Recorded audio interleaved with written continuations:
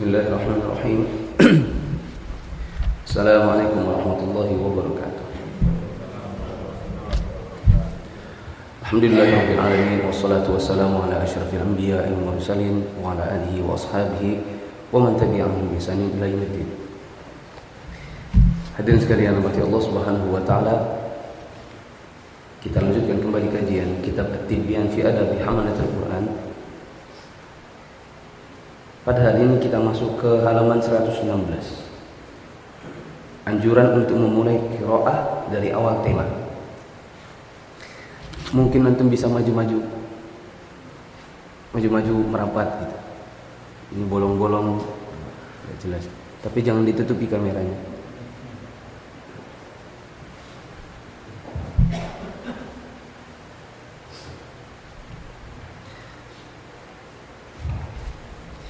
Anjuran untuk memulai qiraah dari awal tema.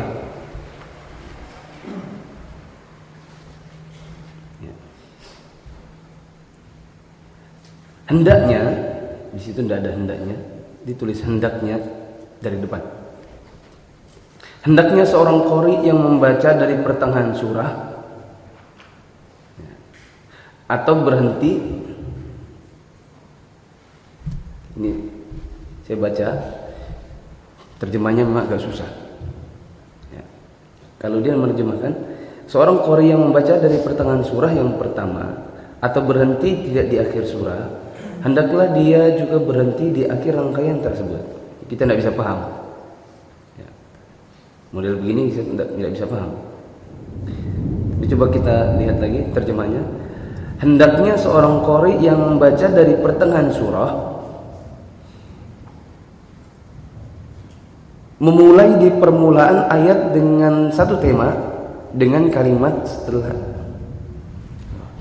Gini, coba dengarkan, tidak usah diikuti itu terjemahnya. Kalau ada orang membaca surat tidak dari awal, tidak dari ayat pertama, misalnya surat An-Naba, ya, misalnya surat An-Naba, dia membacanya tidak dari depan sampai akhir, dia membacanya dari tengah. Kalau dia membaca dari tengah, maka janganlah dia baca di penggalan ayat yang temanya putus. Dia mulai dari temanya yang nyambung sampai akhir. Misalnya surat An-Naba, anggaplah misalnya ada 3 tema. Jangan ambil dari tema yang kedua tengah-tengah, dilanjutkan sampai belakang. Tapi pilih dari awal tema yang kedua atau sekalian awal tema yang ketiga. Misalnya yang banyak dibaca oleh imam-imam itu surat An-Naba dimulai dari innalil muttaqina mafaza, karena seterusnya memang nanti temanya nyambung. Jangan dari yang sebelumnya, karena kalau dari sebelumnya berarti temanya tidak nyambung. Saya contohkan, saya pernah sholat di belakang seorang imam, sholat maghrib. Dia memulai dari kalimat ulaika ala hudam mir rabbihim wa ulaika humul muflihun. Mereka itu adalah orang-orang yang mendapat petunjuk dari Rabb mereka, dan mereka adalah orang-orang yang beruntung. Merekanya siapa? Temanya nggak disebut di depan. Orang-orang ini bagaimana ciri-cirinya nggak disebut. Tiba-tiba langsung mereka itulah. Tentunya temanya jadi putus. Nah. Jadi kalau membaca di sini terjemahannya jadi enak. Hendaknya seorang qari yang membaca dari pertengahan surah, janganlah dia berhenti kecuali di tempat di mana tema dari ayat tersebut selesai, berhenti. Ini paham ya maksudnya ya? Kalau sudah paham, terjemahnya nggak perlu dipedulikan lagi. Ini memang agak membingungkan. Baik. Seorang qari dia tidak harus terikat bergantung pada asyair atau ajza. Asyair itu adalah jamak dari ushr. Maksudnya 1/10. Kalau kita buka mushaf, di pinggir-pinggir mushaf itu ada tulisan ain. Ini kan ada tulisan hamzah di ujung-ujungnya. Nah, tidak harus berhenti di ain. Ya, dulu kan kita kalau di guru ngaji tradisional, dia kalau mau ngajar harus baca dari ain ke ain, dari hamzah ke hamzah. Sebenarnya tidak harus demikian, dikarenakan kalau berpatokan pada itu kadang-kadang justru tidak satu tema. Ya. Jadi patokannya di mana? Patokannya pakai yang tema. Kalau tidak tahu temanya bagaimana? Bisa buka Quran terjemah. Biasanya Quran terjemah, di sebagian Quran terjemah itu sebelum memulai sebuah ayat, kalau memang ada temanya nanti dia tuliskan di atas tema. Saya dulu pernah punya mushaf terjemah, kalau tidak salah terbitan model-model kayak Diponegoro gitu. Nah, ada terjemahnya, misalnya ayat ke-16. Sebelum ayat ke-16 di atasnya ada cetak tebal hitam, perintah untuk berjihad. Ini berarti tema ini. Ya, berarti dia mulai tema, terus sampai ke bawah ada cetak tebal baru. Nah, berarti temanya itu adalah mulai dari yang atas sampai sebelumnya. Ya. Jadi menggunakan itu dan bukan menggunakan ain ataupun hamzah. Ya. Seorang qari tidak harus terikat pada ain dan hamzah atau jim. Terkadang di pertengahan tema, dikarenakan ain dan jim kadang-kadang ada di pertengahan tema. Contohnya seperti firman Allah, wal muhsanati minan nisa, surat An-Nisa. Ya. Kemudian surat Yusuf ayat 53, surat An-Naml ayat 56, surat Al-Ahzab ayat 31, Yasin 28, Fussilat ayat 47, Al-Jathiyah 33, Al-Dzariyat 31, Al-Baqarah 203, Ali Imran 15. Ini semua justru tidak dia merupakan ain ataupun jim, hamzah, tetapi dia berada di pertengahan tema. Hendaknya tidak mengawali dari awal-awal ain dan juga jim, maupun juga ha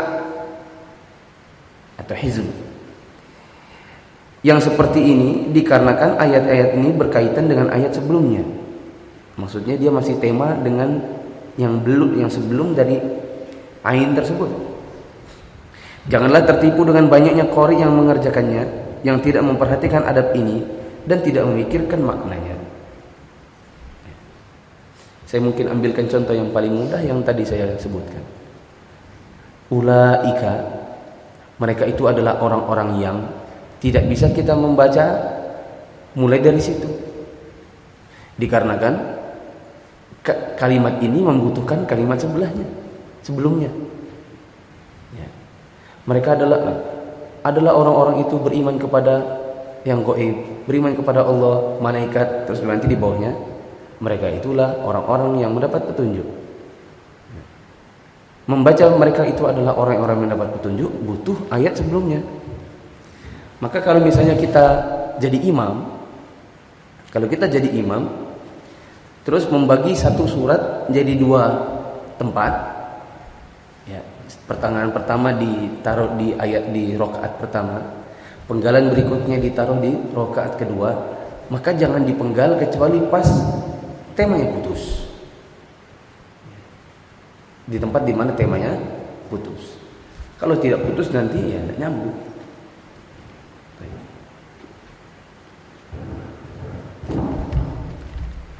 Misalnya surat An-Naba. Surat An-Naba. Innalil muttaqina mafaza. Sebelumnya adalah fadzuqu falan nazidahum illa 'adzaba. Maka rasakan oleh kalian dan tidaklah kami tambahkan kepada kalian kecuali azab. Terus kalau misalnya sesungguhnya orang-orang yang beriman itu adalah orang-orang yang mafaz. Wallahu a'lam apa maknanya mafaz? Mungkin beruntung. Terus diputus sampai di situ, maka tidak nyambung lah dia. Ada penggalan yang sudah terikut pada rakaat sebelumnya. Ya, oleh karenanya yang bagus diputus di fadzuqu falan nazidakum illa azaba. Sampai di situ nanti rakaat keduanya mulai innalil muttaqina mafaza. Yang saya pernah dengar di sini adalah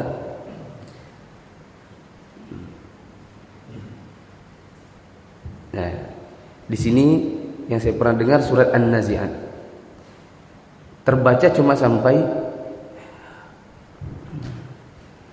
gini.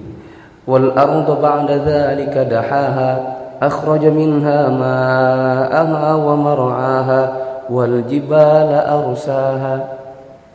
Sampai situ. Terus rakaat keduanya mata'an lakum wa li an'amikum. Fa idza padahal mata'an lakum li an'amikum ini menyangkut ayat sebelumnya. Ya. Sayangnya dia terputus di situ. Rakaat keduanya baru mengikuti. Ya, dikarenakan kan bercerita tentang nikmat-nikmat yang sudah diberikan ini. Nanti ada kalimat ujungnya. Itu adalah kesenangan-kesenangan yang kami berikan kepada kalian. Baru nanti ayatnya, berarti temanya baru lagi. Nah, kalau seandainya rakaat keduanya disambung dari mata'an lakum li an'amikum, itu adalah kenikmatan yang kami berikan kepada kalian. Loh, apa nikmatnya? Tidak nyambung dia, dikarenakan nikmatnya sudah disebut di rakaat pertama.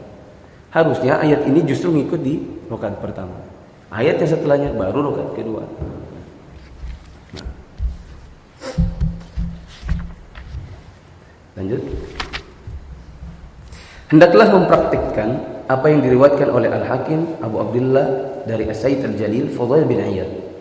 Dia berkata, janganlah engkau meninggalkan jalan petunjuk karena sedikit petunjuk dan karena sedikitnya petunjuk. Jangan terperdaya dengan banyak orang yang binasa dikarenakan tidak mengikuti petunjuk. Nah, ada perkataan ulama yang semakna, membaca satu surah yang pendek dengan sempurna lebih utama daripada membaca beberapa ayat dari sebuah surat yang panjang. Karena terkadang seseorang kawan qari tidak paham pada sebagian ayat saja. Silakan antum ini tandai. Ini perkataan yang sangat penting. Ada di antara ulama kita yang mengatakan bahwa membaca satu surat walaupun pendek tapi utuh lebih baik daripada baca surat yang panjang tapi terpenggal. Maka kalau ditanya mana lebih bagus, At-Tin, surat At-Tin utuh ataukah An-Naba dimulai dari innalil muttaqina mafaza. Sebagian para ulama mengatakan At-Tin utuh lebih bagus daripada An-Naba setengahnya. Kenapa demikian? Dikarenakan kita kadang-kadang tidak paham ayat, tidak tahu di mana penggalan tema, tidak tahu di mana harus memutus, di mana harus memulai. Oleh karenanya membaca surat utuh walaupun pendek ini lebih baik daripada membaca di tengah-tengah dan kita tidak tahu di mana kita harus memulai, di mana harus berhenti. Ibnu Abi Dawud dengan sanadnya pernah meriwayatkan dari Abdullah bin Abu Hudzail, seorang tabi'in yang terkenal. Dia berkata, para tabi'in tidak suka membaca sebagian ayat saja dari sebuah surat. Kita simpulkan bahwa yang pertama, seseorang kalau mau membaca dari tengah, maka janganlah dia membaca kecuali dari tempat di mana tema itu dimulai. Dan jangan berhenti kecuali di tempat di mana tema itu berakhir. Mulai di awal tema. Jangan berhenti kecuali temanya selesai. Jangan mencaplok ayat yang bukan temanya. Terus yang kedua, kalau seandainya membaca satu surat utuh walaupun pendek, ini lebih baik daripada membaca dari tengah-tengah dalam keadaan diputus temanya. Tidak nyambung dia. Kita misalnya kita lagi ngobrol 3 orang, misalnya kita ngobrol 3 orang, kita lagi membicarakan mobil. Tiba-tiba yang satu masuk bicarakan kargo. Pasti yang dua mengatakan, kamu bicara apa ya? Saya kargo loh. Tiba-tiba kargo.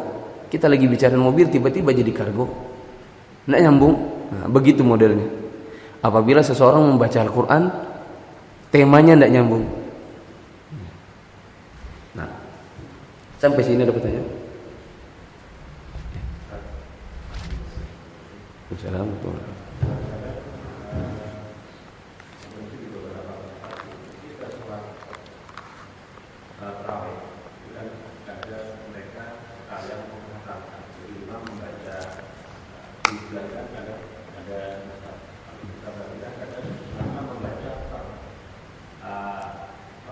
Per lembar. Ya.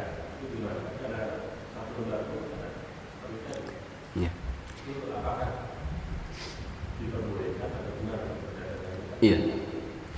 Sama dengan perkataan yang masuk dalam bab ini. Apabila seorang imam dia membaca di dalam salat tarawih, membaca per lembar atau per halaman, ya. Dibuka mushafnya, lalu dia mengikuti halamannya. Apakah ini diperbolehkan? Jawabannya tidak. Kalau mengikuti adab ini, ya, dikarenakan di dalam ayat ini tidaklah boleh seseorang memotong atau membaca di luar dari tema, atau memotong tema, atau berakhir di yang bukan temanya, ya, menurut adab ini, ya. Dan kalau kita buka di mushaf, banyak yang demikian, ya. Banyak tempat di mana misalnya awal yang di sini harusnya di sini dulu, harusnya diikut di sini sampai depan, baru nih tema baru lagi. Bisa jadi justru di awal itu, ya, bukan tempatnya malah, ya.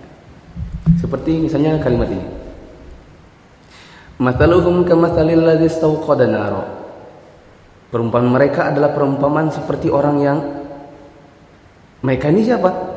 Kalau kita tidak baca dari halaman sebelumnya, tidak nyambung dia temanya. Ya. Kalau berhenti di situ, maka kalau orang memahami ayatnya, maka orang akan bertanya, mereka yang mana ya? Ya. Dikarenakan dia tidak sebut dari halaman sebelumnya. Maka kalau membaca ayat ini harusnya diteruskan sampai nanti di tengah qadir, wa huwa innallaha ala kulli syai'in qadir, berhenti sampai di situ. Nanti ayat berikutnya baru tema baru. Ya ayyuhan nasu ubudu rabbakumul ladzi khalaqakum min nafsin, gitu. Ya. Dia beda tema. Kalau dia bacanya per halaman, nanti banyak tempat di mana awal halaman itu harus yang ngikut ke sebelumnya. Ya. Atau awal halaman harus yang ngikut ke tengahnya. Nanti di tengah baru harusnya tema baru. Nah. Ada lagi? Lanjut. Apa saja kondisi-kondisi di mana kita dimakruhkan atau dibenci untuk membaca Al-Quran? Jadi baca Al-Quran tidak selalu sunnah. Kadang-kadang dia makruh, kadang-kadang dia benci, bahkan kadang-kadang dia haram membaca Al-Quran. Kadang-kadang dia haram untuk dibaca. Kita baca.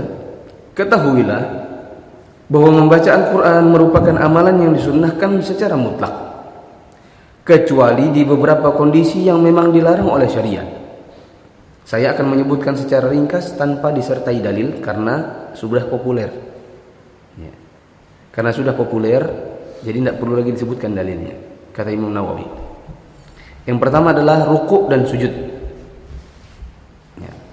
Pada saat orang ruku' dilarang dia membaca Al-Quran, dilarang membaca Al-Quran. Waktu sujud ini juga dilarang untuk membaca Al-Quran. Waktu tasyahud, dan pada kondisi yang lain di dalam sholat, kecuali saat sedang berdiri.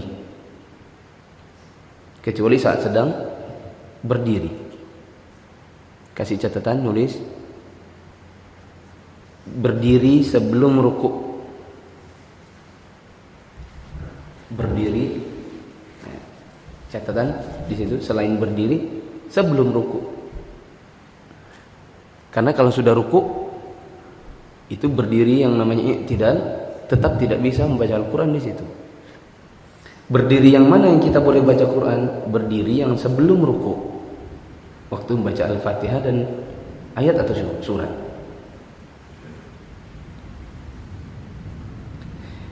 Yang kedua, Dimakruhkan pula membaca Al-Quran bagi makmum selain surat Al-Fatihah pada saat sholat yang dikeraskan, di mana makmum mendengar bacaannya imam. Perhatikan, jangan didalami. Perhatikan dulu. Sholat apa yang bacaannya dikeraskan oleh imam? Sholat subuh, sholat Jumat, apalagi? Sholat tarawih, apalagi? Sholat maghrib pada rakaat pertama dan kedua, sholat isya pada rakaat pertama dan kedua. Dikarenakan bacaannya imam terdengar, maka makmum dimakruhkan untuk membaca. Makmum dimakruhkan untuk membaca. Apa yang hendaknya dikerjakan oleh makmum?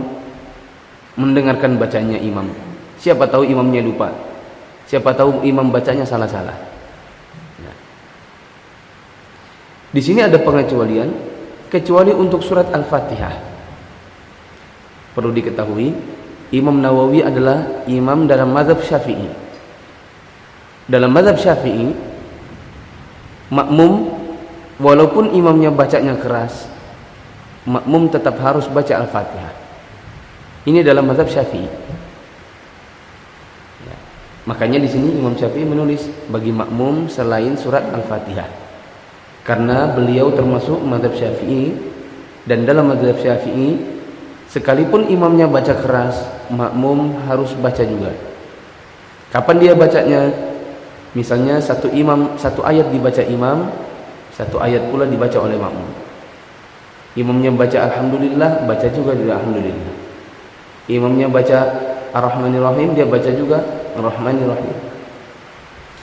Tapi dalam mazhab yang lain tidak demikian, di mana makmum apabila mendengar imam membaca Al-Fatihah maka diam juga.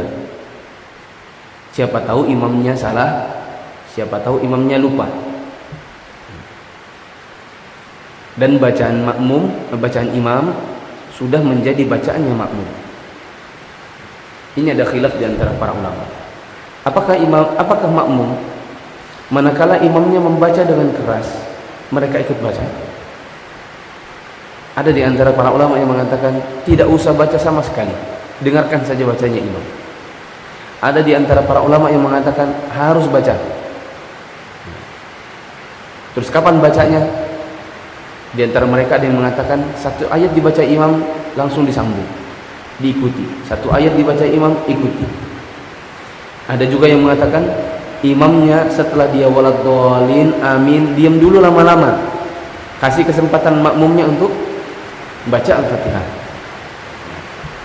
Tapi saya pribadi, saya lebih mengikuti pendapat ulama yang mengatakan kalau imamnya bacanya keras maka diam saja.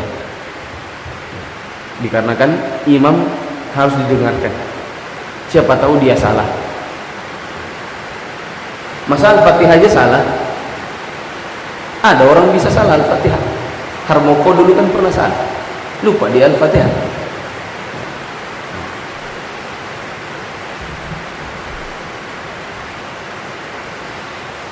Di sini dikatakan jika makmum mendengar bacanya imam, bagaimana kalau tidak terdengar? Misalnya sholat Jumat, tapi orangnya ada di luar dan mic-nya mati. Di sini kan dikatakan bagi makmum selain surat Al-Fatihah pada sholat jahar yang dikeraskan bacaannya, jika makmum mendengar bacanya imam. Pertanyaannya, bagaimana kalau sholat yang bacaannya dikeraskan tapi makmumnya tidak dengar? Misalnya sholat Jumat, makmumnya ada di luar masjid karena sudah penuh, terus mic-nya mati, akhirnya mereka tidak dengar sama sekali. Maka jawabannya, silakan membaca, silakan baca sendiri. Nanti bagaimana gerakannya? Gerakan tinggal lihat orang-orang di dalam, lihat dengan sudut mata. Orang ruku ikut ruku walaupun tidak dengar imam. Suara saya kedengaran tidak? Dengar. Yang ketiga, Kondisi di mana kita dilarang membaca Al-Quran adalah ketika sedang duduk di kakus. Ketika di kakus nggak boleh baca Al-Quran. Ketika sedang mengantuk, karena kalau mengantuk bisa jadi nanti harokatnya salah-salah. Akhirnya harusnya aku menyembah Allah berubah menjadi Allah menyembah aku nanti, gara-gara salah harokat. Serta saat khotib sedang berkhutbah, di mana dia dapat mendengar khutbahnya. Kalau khotib sedang berkhutbah, haram hukumnya membaca Al-Quran bagi sebagian para ulama kita. Ada yang mengatakan dimakruhkan karena khutbah untuk didengarkan. Tidak boleh kita mengatakan yang dengarkan khutbah sunnah, baca Quran sunnah, aku baca Quran aja. Tadi surat Al-Kahfiku belum selesai. Maka ini dilarang, dibenci, dikarenakan khutbah untuk didengar, tidak boleh diabaikan. Bagi yang tidak mendengar khutbah, maka tidaklah makruh. Tetapi ini adalah mustahab. Mustahab artinya apa? Sudah pernah kemarin. Apa itu mustahab? Sunnah. Bagi yang mendengarkan khutbah, maka tidaklah makruh untuk baca Quran, tapi justru sunnah baca Quran. Misalnya mic-nya mati tadi, tiba-tiba mati lampu pada saat khutbah sedang berlangsung. Ini adalah pendapat yang terpilih dan benar. Diriwayatkan bahwasanya Tawus memakruhkan, sedangkan Ibrahim tidak memakruhkan. Pendapat kedua ulama ini bisa dipadukan sebagaimana pendapat ulama mazhab kami. Tidaklah dimakruhkan untuk qiraah pada saat sedang tawaf. Kalau tawaf boleh berdoa, boleh baca Quran. Jangankan baca Quran, berbicara pun boleh. Di dalam tawaf ngobrol pun boleh. Hanya saja kalau dia melakukan ibadah tentu lebih afdal. Ya. Misalnya ngobrol bagaimana? Ngobrol sama istrinya sudah berapa putaran? 6. Ya, lanjut lagi. Nanti akhir putaran ngomong lagi. Sudah berapa putaran? 7. Ayo mak kita keluar. Ini kan ngobrol. Halo mak, ayo mak ke sana. Itu kan ngobrol. Nah, ini boleh. Tawaf boleh sambil ngobrol. Ya. Tapi kalau dia berzikir, sibuk dengan zikir, sibuk dengan doa, sibuk dengan baca Quran, ini lebih baik daripada ngobrol. Tapi seandainya pun 7 putaran isinya ngobrol saja. Ya, kebetulan lagi tawaf sama orang rame-rame atau bertiga sambil ngobrol, tawaf itu nggak perhatikan, pokoknya ngobrol saja, ngobrol bola lah, ngobrol ini dan seterusnya, tawafnya sah, tapi pahalanya sangat jauh kurang.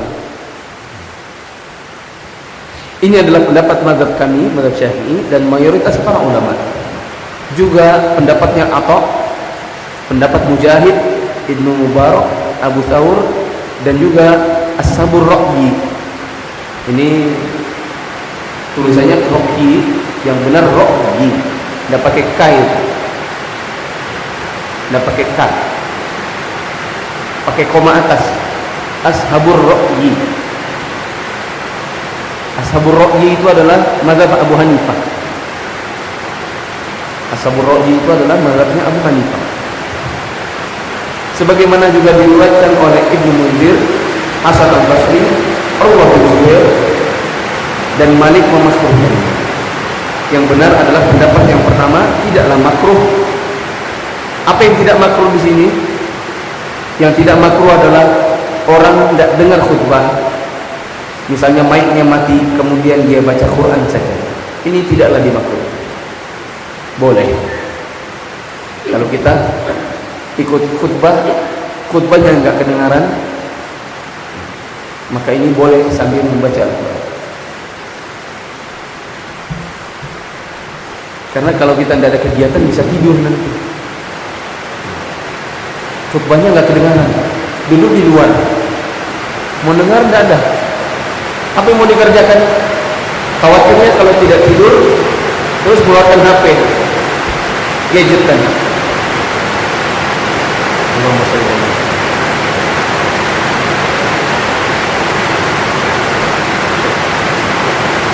Lanjut. Apa yang tadi tidak makruh? Hah? Baca Quran. Antum yang nggak kemarin. Udah lanjutin. Hukum mengenai qiraah di kamar mandi, di jalan, dan bagi orang yang di dalam mulutnya ada najis, ini sudah disebutkan sebelumnya. Sudah pernah disebutkan. Apa hukumnya qiraah di kamar mandi? Makruh. Bahkan sebagian ulama melarang, mengharamkan. Apa hukumnya baca Quran di jalanan? Boleh apabila tidak melalaikan. Kalau melalaikan misalnya baca Quran bisa nabrak orang sambil bawa mobil sambil baca Quran, maka ini jadi terlarang. Kalau dia membuat dirinya lalai, bisa nanti nabrak orang. Bagaimana hukumnya membaca Al-Quran kalau di dalam mulut ada najis? Ini sudah pernah juga. Dia diperbolehkan apabila darah tidak dianggap najis. Tapi kalau darah dianggap najis, maka dimakruhkan. Wallahu a'lam. Ada pertanyaan? Tidak kedengar pertanyaan. Ada pertanyaan?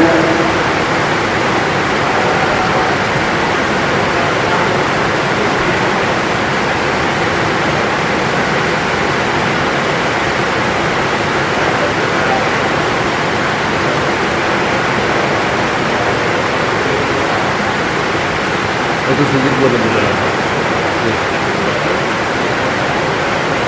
Al-Quran.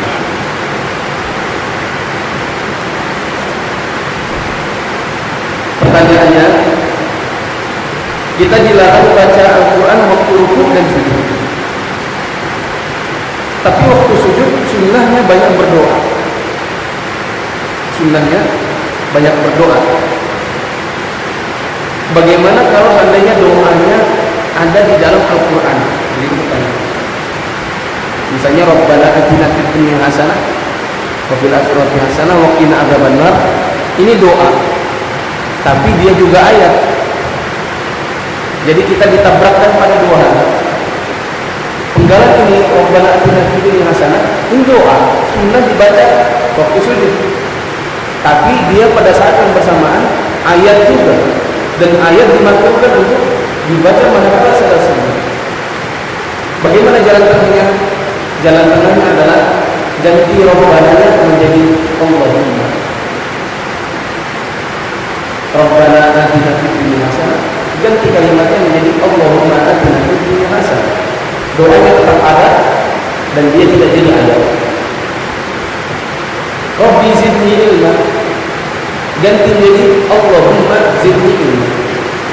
Dia tetap doa yang sama, tapi dia berubah menjadi tidak lagi doa. Ada di antara para ulama yang mengatakan cukup ganti niat, tidak perlu ganti lafaz. Bagaimana caranya? Waktu membaca Rabbana atina fid dunya hasanah, niatkan itu baca doa dan bukan baca Quran. Jadi tinggal ganti niat dan tidak perlu ganti lafaz. Insya Allah dua-duanya boleh. Kalau mau, bacalah ayat itu, tapi niatkan itu baca doa dan bukan baca ayatnya. Kalau mau aman lagi, ganti saja Rabbananya, diganti menjadi Allahumma. Ada lagi? Lanjut. Mengkhususkan bacaan surah Al-An'am di rakaat terakhir pada hari ke-7 tarawih merupakan bid'ah munkar. Termasuk bid'ah yang munkar yang diada-adakan di dalam qiraah adalah yang dilakukan oleh kaum muslimin pada saat sholat tarawih, di mana mereka membaca Al-An'am pada rakaat terakhir hari ke-7. Mereka berkeyakinan itu sunnah, padahal mereka mengumpulkan amalan-amalan yang munkar. Di antaranya meyakini hal tersebut sunnah, padahal kalau sunnah itu nggak ada sunnah, ada sesuatu yang nggak ada sunnahnya, tidak boleh diyakini sunnah. Yang kedua, menyebabkan orang awam menjadi menganggap itu sunnah, Padahal tidak boleh membuat-buat. Kedengaran nggak suaranya? Hah? Padahal tidak boleh membuat-buat sesuatu hingga membuat orang awam menganggapnya sunnah. Seperti misalnya soal puasa nisfu. Puasa nisfu. Ini tidak ada sunnahnya. Ini ngada-ngada. Puasa nisfu Sya'ban mengada-ngada. Terus disebar-sebarkan SMS atau sebar-sebarkan WhatsApp atau BBM atau di Facebook bikin postingan yang membuat orang awam menjadi mengira itu sunnah, maka ini kita dosa. Karena dia tidak sunnah, kita bikin, kita sebar-sebarkan seakan-akan dia jadi sunnah, maka kita berdosa. Karena itu dilarang. Membuat-buat berita yang membuat orang awam menjadi tertipu ini tidak boleh. Yang ketiga, memanjangkan rakaat kedua melebihi rakaat pertama. Padahal sunnahnya rakaat pertama lebih panjang daripada rakaat kedua. Apabila dibaca surat Al-An'am pada rakaat terakhir, maka ini dia jadi panjang rakaat. Yang ketiga, memberatkan makmum. Tapi perhatikan. Insya Allah bid'ah seperti ini di Indonesia tidak ada. Kenapa tidak ada? Imamnya bisa diteriaki orang. Baca surat Al-An'am satu rakaat terakhir pasti dipukulin orang misalnya. Kata imamnya, jangan dipakai lagi imam. Jangankan itu, surat An-Naba saja kita sudah dianggap panjang. Jangankan surat An-Naba, surat Al-Ghoshiyah ditaruh di rakaat tarawih itu sudah dianggap panjang-panjang. Apalagi membaca surat Al-An'am. Maka insya Allah bid'ah yang seperti ini di Indonesia tidak ada. Takut orang mengerjakannya. Tapi di Indonesia ada yang mirip. Di sini disebutkan bid'ah yang mirip. Sebagian orang yang bodoh pada saat sholat subuh di hari Jumat membaca ayat sajadah yang bukan surat sajadah dengan niat membaca surat as-sajadah. Padahal sunnahnya adalah baca surat as-sajadah rakaat pertama, Al-Insan rakaat kedua. Perhatikan yang dibaca. Pada hari Jumat sholat subuh, Nabi biasa membaca rakaat pertamanya surat as-sajadah, rakaat keduanya surat Al-Insan. As-sajadah rakaat pertama, Al-Insan rakaat kedua. Yang disunnahkan oleh Nabi adalah dua surat ini. Bukan yang disunnahkan itu sujud tilawah, bukan. Di dalam surat As-Sajadah kan ada ayat sajadah. Kalau kita baca ayat sajadah, sunnahnya apa? Sujud tilawah. Yang disunnahkan oleh Nabi adalah surat sajadahnya dan bukan ayat sajadahnya. Yang disunnahkan oleh Nabi adalah baca suratnya dan bukan sujud tilawahnya. Sebagian orang ada yang digantinya. Dia tidak baca surat sajadahnya, dia cari ayat yang lain yang ada ayat sajadahnya. Maka dia bacalah misalnya surat Al-Insyiqaq dengan niat sebagai penggantinya surat As-Sajadah. Dikarenakan kalau ada surat Al-Insyiqaq yang penting ada sujud tilawahnya. Maka ini salah. Ini mengada-ngada. Karena yang disunahkan oleh Nabi adalah surat as-sajadahnya dan bukan ayat sajadahnya. Bukan sujud tilawahnya. Sebagian orang ada yang diganti. Kemungkinannya dua. Satu, tidak hafal. Karena tidak hafal surat sajadah, yang penting pengen sujud tilawah, maka digantilah jadi surat yang lain yang dia hafal. Misalnya Iqra bismillahirrahmanirrahim khalaq. Di ujungnya kan ayat sajadah. Atau surat Al-Insyiqaq. Ayat ketiga terakhir atau dua terakhir kan surat ayat sajadah. Yang dia pengen cari adalah sujud tilawah. Kemungkinan kedua, kasihan sama jamaah. Ini kalau saya baca surat As-Sajadah kepanjangan. Nanti daripada saya diamuk, maka saya ganti saja. jadi surat yang lain. Ini adalah bid'ah yang mirip, dikarenakan sekali lagi pada sholat subuh hari Jumat rakaat pertama itu sunnahnya baca surat As-Sajdah dan bukan ayat sajadah. Yang diinginkan suratnya dan bukan sujud tilawah. Ada pertanyaan?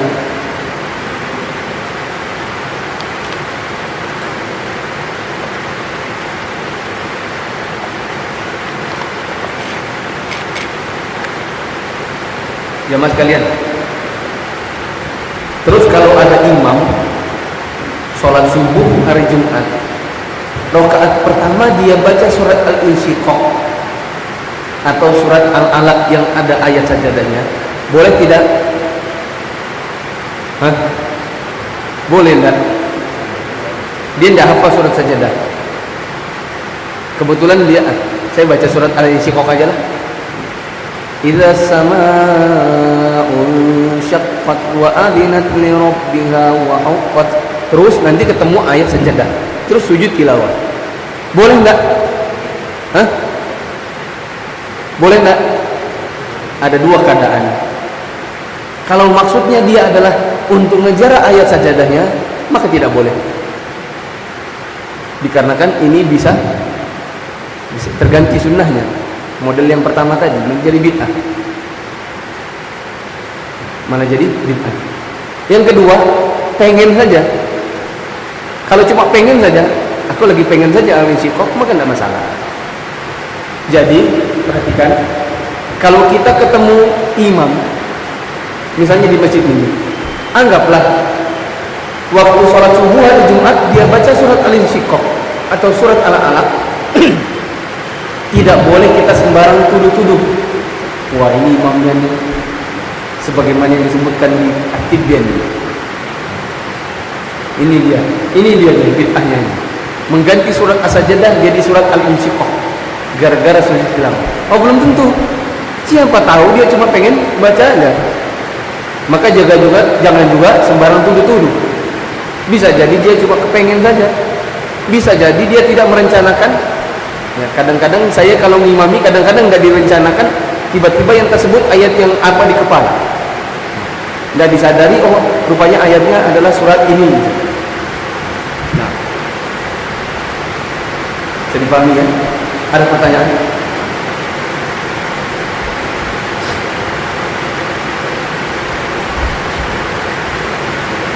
Saya capek teriak-teriak. Ini teriak-teriak ini.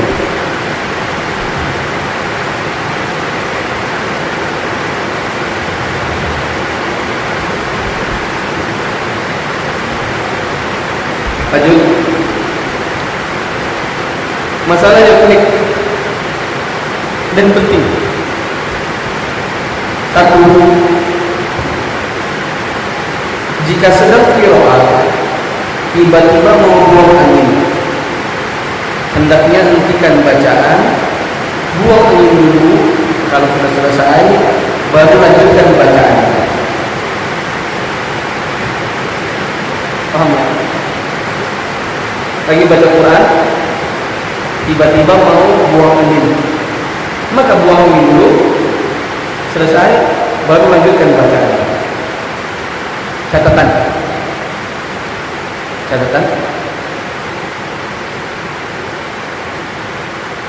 Ini kalau membacanya dengan hafalan.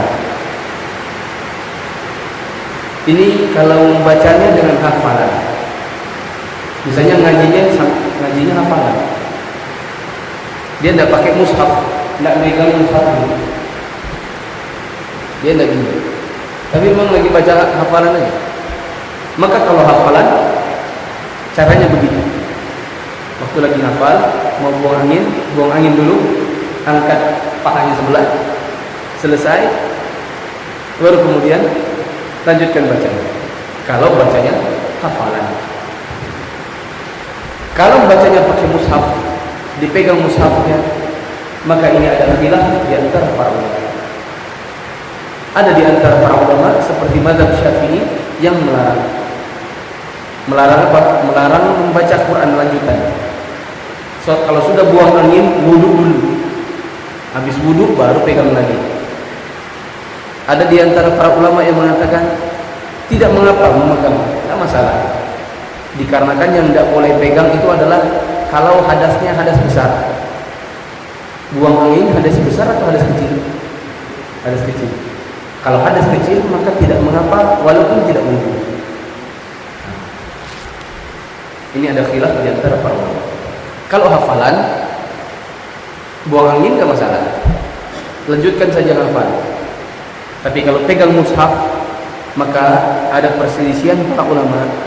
Ada ulama kita yang mengatakan jangan lanjutkan baca pegang mushaf sebelum wudu.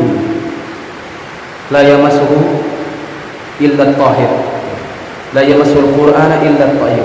Tidak boleh memegang Al-Qur'an kecuali orang-orang yang suci. Ada di antara ulama kita yang mengatakan tidak masalah, pegang saja. Dikarenakan yang dilarang itu adalah orang yang hadas besar. Kalau hadas kecil tidak mengapa. Ada pertanyaan?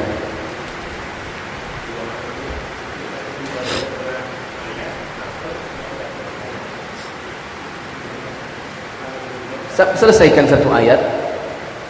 Selesaikan satu ayat baru buang angin. Sebelum selesai ayatnya, tahan dulu sebentar. Kalau sudah tidak tahan gimana? Berhenti di situ.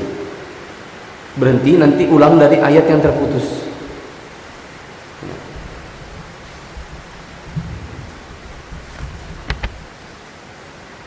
Lanjut. Demikianlah yang diriwayatkan dari Ibnu Abi Daud dan dari yang lainnya, seperti juga dari Atha. Dan ini merupakan adab yang baik. Yang paling baik manakala bacanya pakai mushaf adalah wudu. Dikarenakan ini keluar dari khilaf. Tapi kalau tidak wudu berarti kan masuk dalam ranah khilaf. Tapi malas ya. Nanti kalau sudah pergi wudu nanti malas lagi buka Qur'annya. Kadang-kadang kan sebagian kita gitu. Kalau sudah selesai maka jadi malas gitu. Ibarat Pak Devi, dia kalau main tenis, dia kalau sudah hilang keringatnya malas lagi dia main gitu. Iya Pak Devi. Iya, mau pergi ya. Buang air kecil. Yang kedua, jika menguap, hendaklah dia hentikan qiraahnya hingga selesai menguap lalu teruskan lagi. Mujahid mengatakan ini baik. Ya. Kalau kita menguap, jangan sambil baca Quran sambil menguap. Alhamdulillahirabbil alamin. Ar-Rahman sambil menguap. Tapi hentikan dulu baca Qurannya, tahan dulu mulutnya, ditutup mulutnya, baru kemudian lanjutkan bacanya. Ada hadis dari Abu Sa'id Al-Khudri, Rasulullah bersabda, "Idza tatha'aba ahadukum falyumsik biyadihi 'ala famihi, fa inna syaitana yadkhul." Jika salah seorang di antara kalian menguap, hendaklah dia tutup mulutnya dengan tangannya, karena sesungguhnya syaitan akan masuk. Syaitan akan masuk. Hadis ini riwayat Muslim dan hadisnya sahih. Perhatikan, di antara adab ketika kita menguap, tahan dengan mulut, tahan dengan tangan. Atau kalau tidak, maka katup mulutnya sekuat-kuatnya. Misalnya waktu menguap, gitu, itu dikatup sekuat-kuatnya. Kalau tidak mau, misalnya pengen dingangain, maka ditutup dengan mulut. Ada 3 hal yang merupakan dampak dari kalau kita buka mulutnya dalam keadaan tidak ditutup. 1, syaitan masuk. Karena Rasulullah mengatakan syaitan bisa masuk. Bisa jadi antum kesurupan habis itu. Ya, kalau tidak ditutup. Yang kedua, efek negatif pada penyakit. Antum pernah ketemu enggak? Ada orang enggak bisa, dia gini, dia enggak bisa nutup mulutnya. Pernah ketemu? Waktu ditanya kenapa, gitu. Mungkin dia nulis, waktu itu saya menguap, habis menguap enggak bisa balik. Gara-gara diuapin, wah sekeras-kerasnya, dibuka mulutnya. Saya 2 kali ketemu teman kuliah, Dia ke kampus dalam keadaan gini, menganga. Saya tanya, Tok, kenapa Tok mulutmu? Terus dia nulis, habis nguap nggak bisa balik. Ya. Karena dia keras-keraskan. Mungkin ada uratnya keselip habis itu di sini mungkin ya. Keselip 2 gini, mau balik nggak bisa, kaku. Perlu dipijit, nanti sudah sekian hari baru nanti bisa kembali. Ya. Maka hati-hati kalau kita nguap, jangan nguap, gitu, sekeras-kerasnya. Yang ketiga, ini bukan adab yang baik. Kalau kita nguap selebar-lebarnya di dekat orang-orang soleh, itu aib.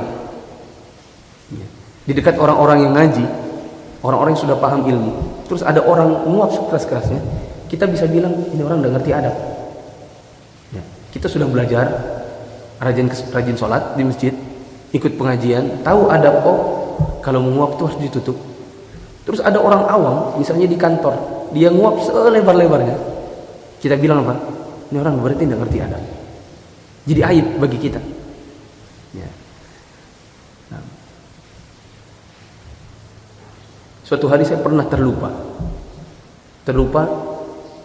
tidak menutup dengan mulut. Istri saya bilang, udah, kalau nguap model begini di dekat anak-anak cahaya ilmu TK itu, kalau nguap di dekat anak-anak itu pasti akan dibilangi, wih Ustaz, akan dicela oleh anak-anak. Kenapa? Karena mereka semua sudah tahu adab kalau nguap tutup atau mengatup mulutnya dengan sekuat-kuatnya dikatup. Menghindari syaitan masuk, menghindari jangan sampai nanti ada urat yang tidak balik. Terus yang ketiga, ini merupakan adab yang baik yang menjadi aib dilakukan oleh orang-orang apabila dilakukan di dekat orang-orang yang berilmu.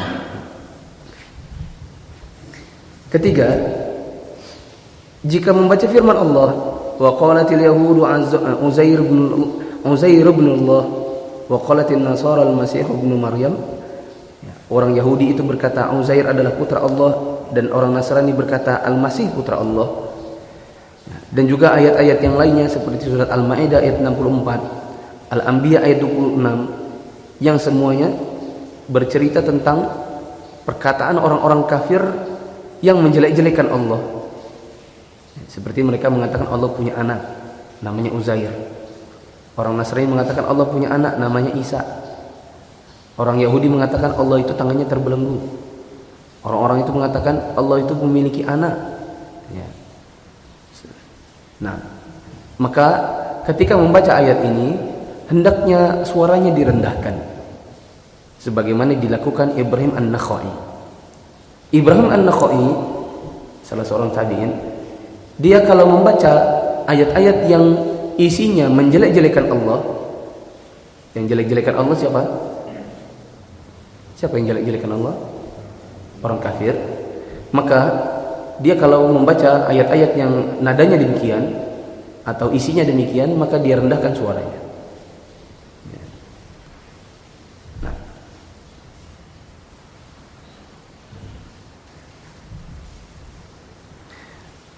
Tetapi ini hanyalah adab biasa yang dianggap baik oleh para ulama terdahulu. Ya. Kalaupun tidak dipraktekkan maka tidak mengapa. Ya. Yang keempat, berkenaan dengan riwayat Ibnu Abi Daud dengan sanad yang dhaif dari Sya'bi, bahwa dia ditanyakan padanya jika seseorang membaca firman Allah Subhanahu wa taala, Innallaha wa malaikatahu yusholluna 'alan nabi ya ayyuhalladzina amanu shallu 'alaihi wa sallimu taslima. Ya ayyuhalladzina amanu shallu. Ini kurang ya.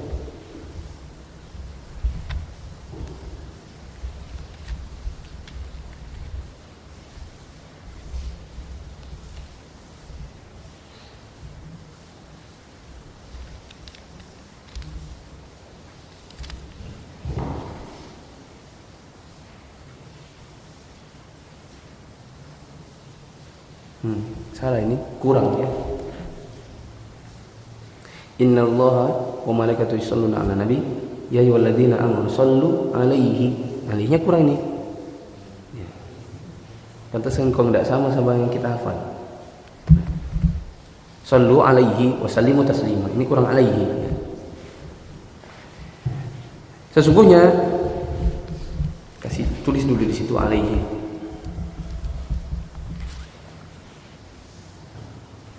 Sesungguhnya Allah dan malaikatnya bersalawat untuk Nabi. Wahai orang yang beriman, bersalawatlah untuk Nabi. Ucapkanlah salam dengan penuh penghormatan kepadanya.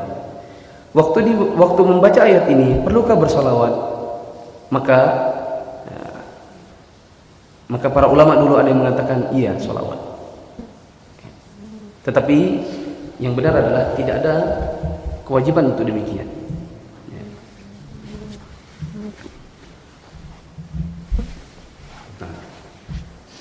Dan tidak ada sunnahnya, insyaallah. Kecuali waktu khutbah, maka salawat termasuk rangkaian yang harus dibaca. Salawat Nabi. Nah, misalnya khatibnya mengatakan,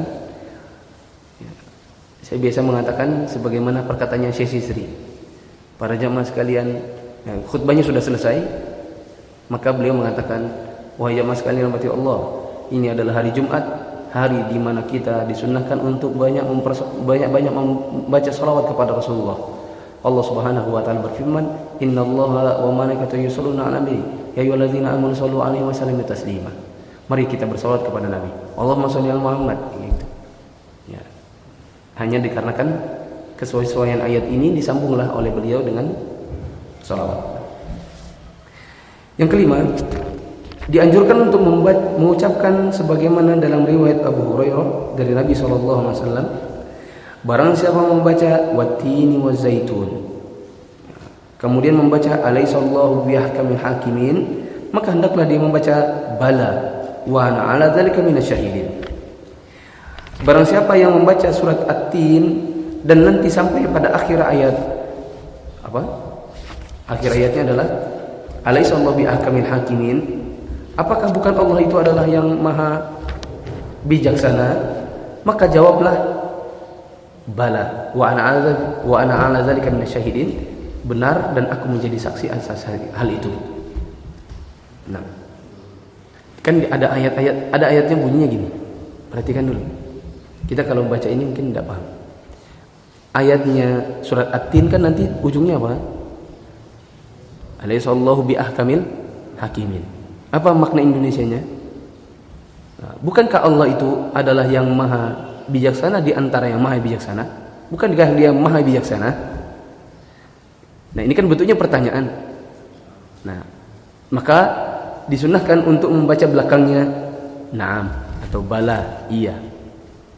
Tapi ini wallahu alam, hadisnya diperselisihkan oleh para ulama dan yang benar adalah hadisnya tidaklah sahih. Ya.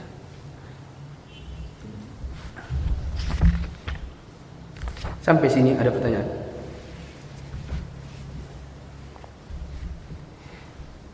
Di sini juga nanti ada, coba lihat halaman 123 ayat yang atas. Ya. Waktu membaca la uqsimu biyaumil qiyamah, nanti ujung ayatnya, ayat terakhirnya adalah alaysa dzalika biqadirin ala ay yuhyiyal mauta. Bukankah Allah itu adalah yang maha berkuasa untuk membangkitkan atau menghidupkan yang sudah mati? Maka jawablah iya. Tapi sekali lagi ini wallahu alam, hadisnya tidaklah sahih. Ya. Kita tidak perlu lama-lama di sini. Ada pertanyaan? Tidak ada. Mari kita ulang dari awal tadi beberapa faedahnya. Yang pertama, kalau membaca Al-Quran, bacalah dari awal tema dan jangan berakhir kecuali di akhir tema. Jangan mencaplok ayat yang bukan temanya. Dan manakala misalnya dibaca di dalam sholat, rakaat pertama dan rakaat keduanya adalah satu surat, maka rakaat keduanya mengambil dari ayat yang bukan temanya. Ya, bukan tema ayat pertama. Sudah terpenggal. Jangan tercaplok ke ayat keduanya. Jangan tercaplok ayat yang bukan temanya dimasukkan di rakaat kedua. Ya. Jangan pula rakaat pertama mencaplok ayat yang temanya untuk rakaat kedua. Ya. Saya kira sudah dipahami. Yang kedua, apa tadi yang kedua? Apa? Oh iya, membaca surat yang sifatnya utuh walaupun pendek lebih baik daripada membaca dari tengah-tengah surat dalam keadaan kita tidak mengetahui di mana penggal-penggalnya, di mana harus memulai dan di mana harus berakhir. Yang ketiga, dimakruhkan untuk membaca Al-Quran manakala ruku, sujud, tasyahud dan dalam kondisi apapun dalam sholat kecuali berdiri yang sebelum ruku. Ya. Karena berdiri setelah ruku, yaitu i'tidal juga dilarang. Bagi makmum, kalau dia bisa mendengar bacanya imam, maka sebaiknya dia diam saja. Dengarkan bacanya imam. Bagaimana kalau yang dibaca Al-Fatihah? Maka ini ada khilaf para ulama. Saya pribadi lebih mengatakan, lebih memilih pendapat sekalipun dia Al-Fatihah, kalau kita dengar suaranya imam dia baca, maka diam. Dengarkan dia baca. Siapa tahu dia lupa. Nah. Kemudian dilarang juga kita baca Al-Quran di kakus. Jangan membaca Al-Quran waktu betul-betul mengantuk. Karena khawatirnya salah baca ayat. Khawatirnya waktu mengantuk malah loncat ayat. Ada tengah-tengah ayat yang tidak dibaca.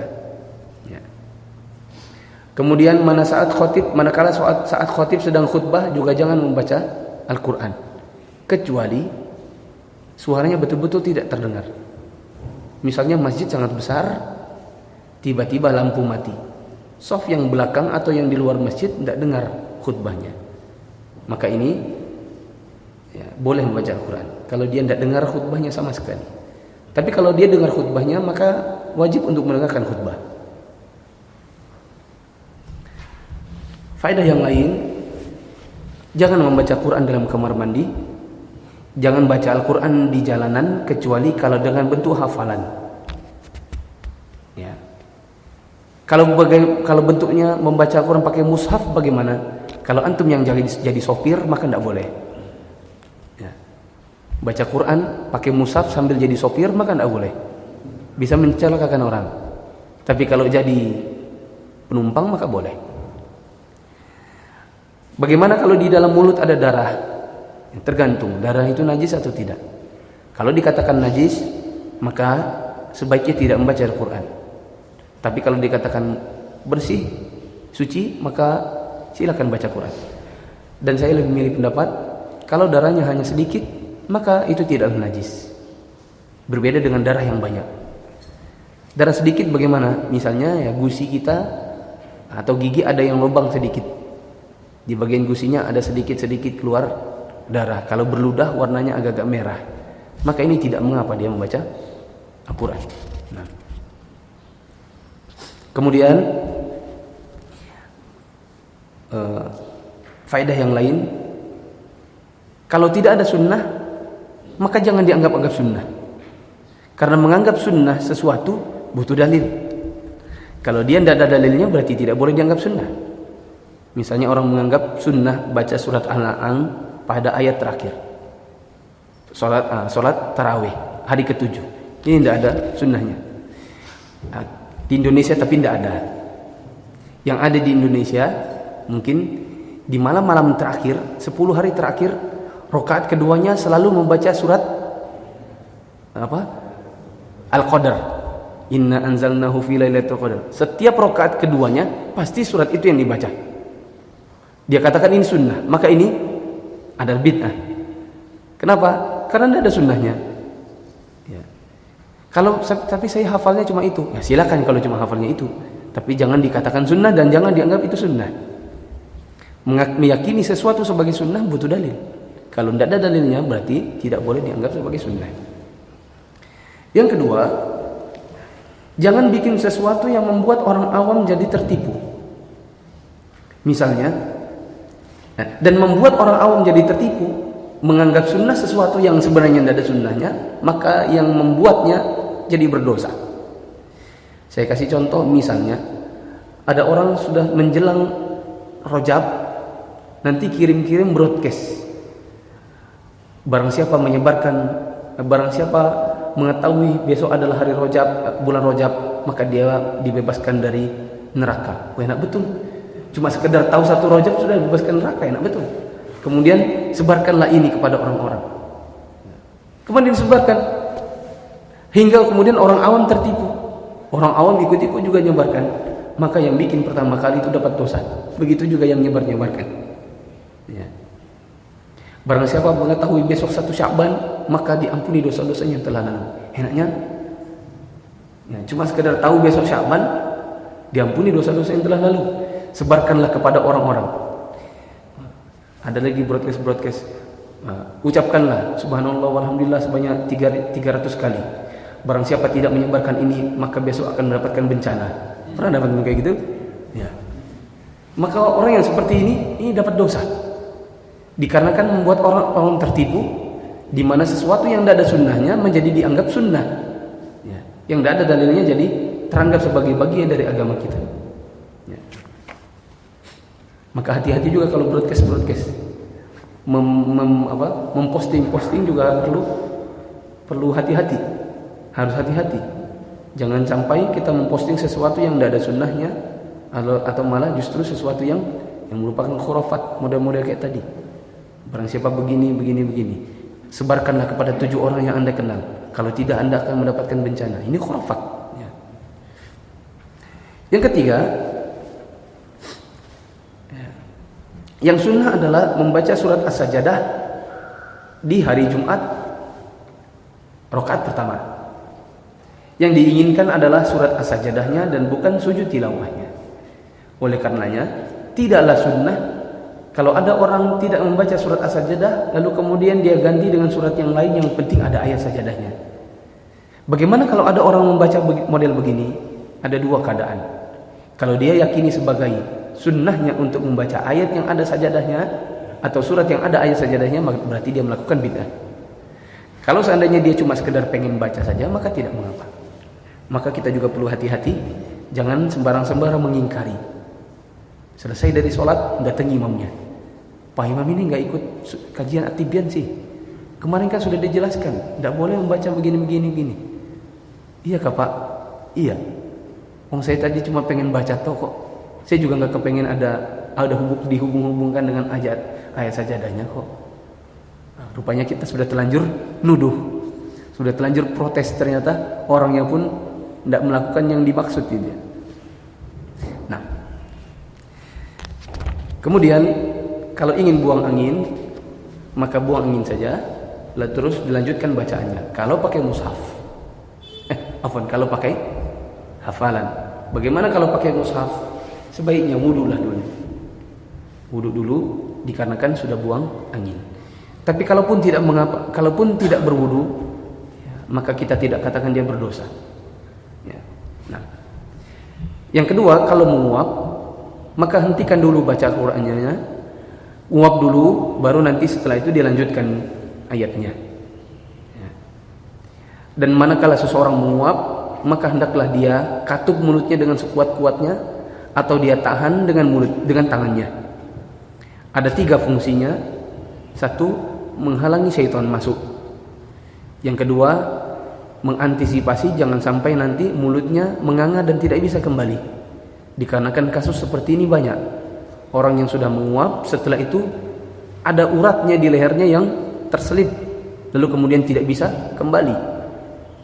Yang ketiga, ini merupakan adab yang baik, yang kalau diketahui, yang kalau dilanggar oleh orang-orang yang awam dan dikerjakan di sebelah orang-orang yang belajar, yang mengerti ilmunya, maka ini bisa menjadi aib. Yang ketiga, yang berikutnya, kalau kita baca ayat-ayat yang isinya penghinaan kepada Allah oleh orang-orang kafir, maka ada baiknya untuk direndahkan suaranya. Walaupun ini sebenarnya tidak memiliki dalil mutlak, tetapi diamalkan oleh para ulama terdahulu. Kemudian adapun membaca sholawat setelah ayat innallaha wa malaikatahu yusholluna nabi, ini tidaklah berdasarkan pada hadis yang sahih, kecuali kalau memang ada kebutuhannya, seperti manakala khatib mengingatkan orang-orang untuk membaca sholawat. Ini saja. Tidak ada pertanyaannya. Kurang lebihnya mohon maaf. Wassalamualaikum warahmatullahi wabarakatuh. Assalamualaikum warahmatullahi wabarakatuh.